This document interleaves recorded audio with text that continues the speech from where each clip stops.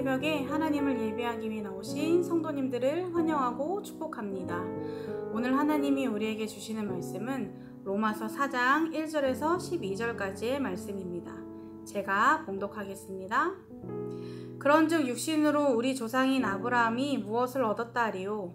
만일 아브라함이 행위로서 의롭다 하심을 받았으면 자랑할 것이 있으려니와 하나님 앞에서는 없느니라.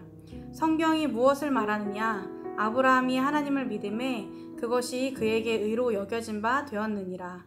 일하는 자에게는 그 삭시 은혜로 여겨지지 아니하고 보수로 여겨지거니와 일을 아니할지라도 경건하지 아니한 자를 의롭다 하시는 이를 믿는 자에게는 그의 믿음을 의로 여기시나니 일한 것이 없이 하나님께 의로 여기심을 받는 사람의 복에 대하여 다윗이 말한 바 불법이 사함을 받고 죄가 가려짐을 받는 사람들은 복이 있고 주께서 그 죄를 인정하지 아니하실 사람은 복이 있도다 함과 같으니라. 그런즉 이 복이 할례자에게냐 혹은 무할례자에게도냐 무릇 우리가 말하기를 아브라함에게는 그 믿음이 의로 여겨졌다 하노라. 그런즉 그것이 어떻게 여겨졌느냐? 할례시냐 무할례시냐? 할례시가 아니요 무할례시니라. 그가 할례의 표를 받은 것은 무할례시의 믿음으로 된 의를 인친 것이니 이는 무할례자로서 믿는 모든 자의 조상이 되어 그들도 의로 여기심을 얻게 하려 하심이라. 또한 할례자의 조상이 되었나니 곧 할례 받을 자에게뿐 아니라 우리 조상 아브라함이 무할례시에 가졌던 믿음의 자취를 따르는 자들에게도 그러하니라. 아멘. 저는 하나님의 은혜라는 찬양을 참 좋아합니다.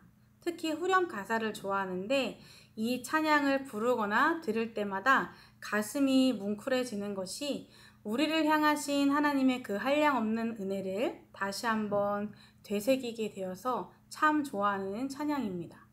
후렴 가사는 이렇게 진행됩니다. 한량없는 은혜, 갚을 길 없는 은혜, 내 삶을 에워싸는 하나님의 은혜, 나 주저함없이 그 땅을 밟음도 나를 붙드시는 하나님의 은혜. 이 찬양은 언제나 마음을 참 뜨겁게 해주는 것 같습니다. 가사에도 나와 있듯이 우리는 늘 그 한없는 은혜에 둘러싸여 살아갑니다. 언제 어디서나 하나님의 은혜가 준비되어 있고 늘 우리 삶에 가득 부어주십니다. 삶의 작은 부분 하나까지도 하나님의 은혜가 아닌 것이 없음을 늘 깨닫게 되는 것 같습니다.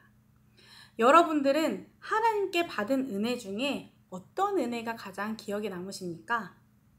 저는 하나님을 믿게 된 것 자체가 가장 큰 은혜라고 생각합니다.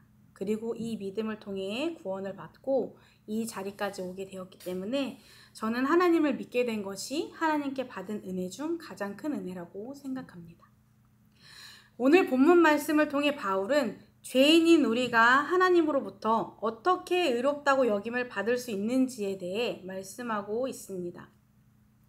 아브라함을 언급하면서 본문 말씀을 풀어가고 있는데요.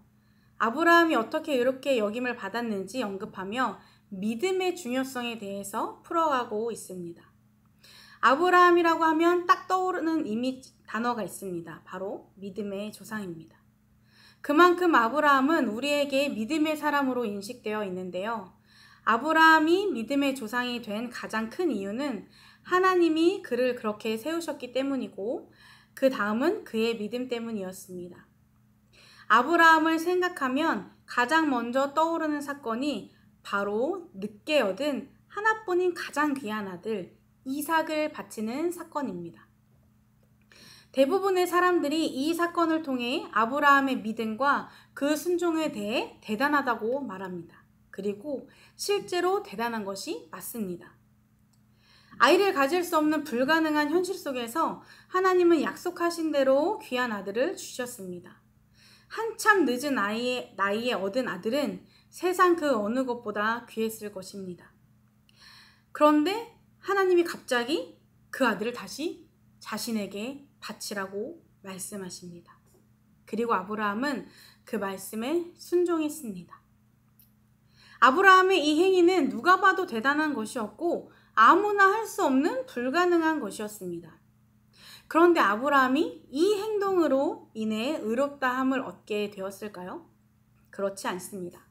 본문 말씀 3절을 보면 성경이 무엇을 말하느냐? 아브라함이 하나님을 믿음에 그것이 그에게 의로 여겨진 바 되었느니라 라고 말씀하고 있습니다. 아브라함은 행위가 아닌 하나님을 믿음으로 의롭다함을 받았습니다. 창세기 15장 6절을 보면 아브라함이 여호와를 믿으니 여호와께서 이를 그의 의로 여기시고 라고 말씀하고 있습니다. 당시 하나님은 아브라함에게 하늘을 보여주시면서 하늘에 떠있는 수많은 별처럼 자손이 많아질 것이라고 말씀하셨습니다. 그리고 아브라함은 그 말씀을 믿었습니다.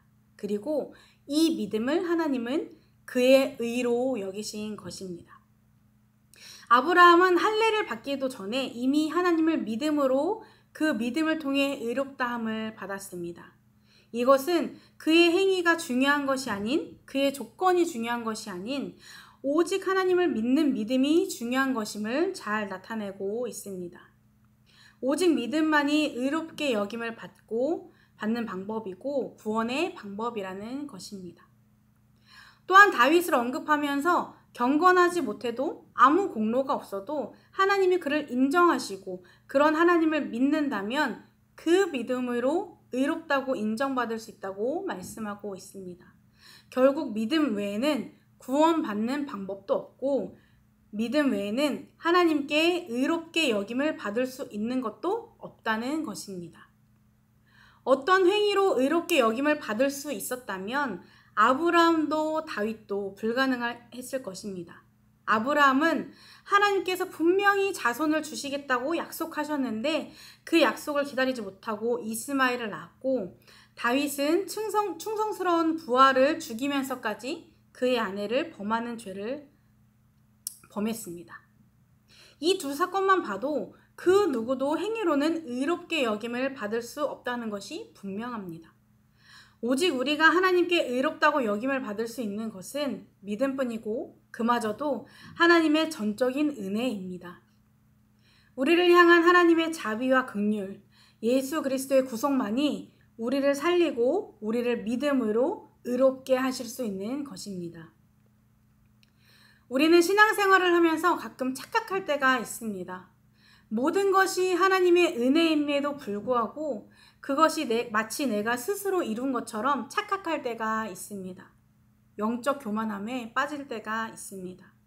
우리가 하나님을 만나고 하나님을 믿게 되고 구원받은 것 자체가 하나님의 전적인 은혜입니다. 그런데 가끔 마치 내가 성경을 열심히 읽어서 기도를 열심히 해서 교회 봉사를 많이 해서 무언가를 이루었다고 착각할 때가 있습니다. 물론 이런 행위들은 하나님께 기쁨이 되는 것이 맞고 하나님을 믿는 그리스도인이라면 구원받은 성도라면 마땅히 해야 할 일입니다. 그러나 이것이 구원의 방법이 될 수 있는 것이 아니고 의롭게 여김을 받을 수 있는 것도 아닙니다. 너희는 그 은혜에 의하여 믿음으로 말미암아 구원을 받았으니 이것은 너희에게서 난 것이 아니요 하나님의 선물이라. 행위에서 난 것이 아니니 이는 누구든지 자랑하지 못하게 함이라 라고 말씀하고 있습니다. 우리는 결코 우리의 행위를 통해 구원받을 수 없습니다. 오직 믿음을 통해서만 가능합니다. 오직 하나님의 은혜로 가능합니다. 우리가 무언가를 해서 구원을, 의롭게 여김을 성취할 수 있었다면 건강한 신앙생활을 하는 크리스천은 아무도 없을 것입니다. 그래서 하나님은 누구도 자랑하지 못하도록 모든 것을 하나님 주권에 두셨습니다. 믿음이 없이는 하나님을 기쁘시게 할 수 없습니다. 이 믿음 또한 하나님의 전적인 은혜입니다. 하나님은 구원받을 자격이 없는 우리에게 찾아오셔서 하나님을 믿을 수 있는 은혜를 부어주셨고 그 믿음으로 구원을 이루셨고 우리를 의롭게 여겨주셨습니다. 우리는 이 사실을 늘 잊지 않고 기억해야 합니다.